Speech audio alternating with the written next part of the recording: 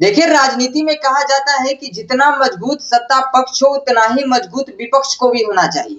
नहीं तो अगर विपक्ष कमजोर पड़ता है तो फिर सत्ता में बैठे जो लोग हैं, जो सत्ता में बैठे नेता होते हैं, जो सत्ता में बैठी पार्टी होती है, वो अपनी मनमानी चालू कर देती है। लेकिन एक बार फिर से तेजस्वी यादव को नेता प्रतिपक्ष के रूप में चुना गया है।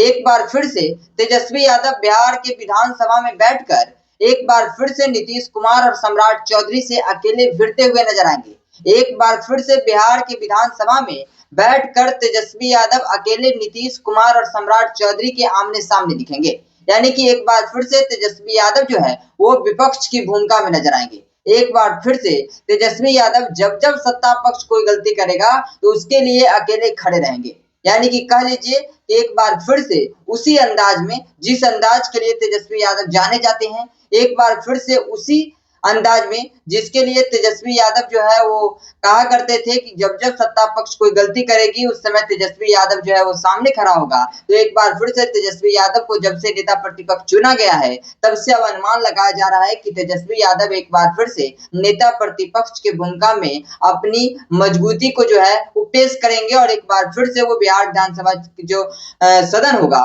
उसमें बैठकर जो है वो कहीं ना कहीं सत्ता पक्ष जो जो काम करेगी उस पर जो है वो अपनी हामी भरते हुए नजर आएंगे।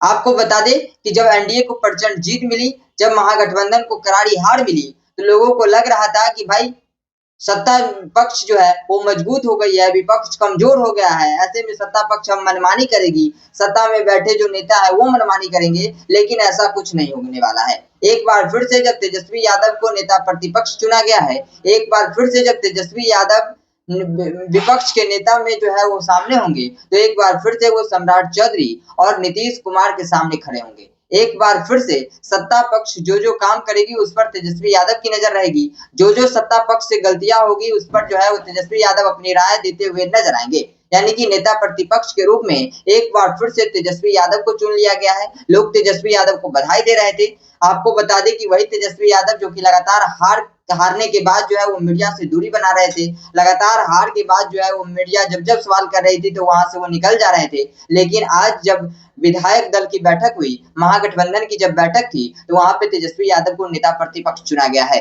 ऐसे में अब लोग उन्हें जो है वो शुभकामनाएं दे रहे हैं, बधाई दे रहे हैं। अब देखना बेहद दिलचस्प होगा जब बिहार विधानसभा का जो सदन स्टार्ट होगा तो उसमें विपक्ष के तौर पर तेजस्वी यादव किस भूमिका में नजर आएंगे, किस तरह से जो है तेजस्वी यादव सम्राट चौधरी और नीतीश कुमार के सामने खड़े होकर जो है वो कहीं ना कहीं अपने सवालों को जो है वो रखते हुए नजर आएंगे। जो विपक्ष की भूमिका होती है उसको जो है वो सदन में रख पाएंगे। हालांकि आपको क्या लगता है कि तेजस्वी यादव पहले की तरह एक बार फिर से जो है वो सदन में अपनी राय को रखेंगे? एक बार फिर से जिस अंदाज में तेजस्वी यादव सम्राट चौधरी और नीतीश कुमार के सामने जो है वो खड़े होकर अपनी आवाजों को जो है वो बुलंद कर रहे थे, अपनी आवाजों को जो है रख रहे थे, एक बार फिर से वो रखते हुए नजर आएंगे? अपनी प्रतिक्रिया कमेंट में जरूर दे दीजिएगा। फिलहाल इस खबर में इतना ही। ऐसे ही तमाम अपडेट्स के लिए देखते रहे पब्लिक क्रांति।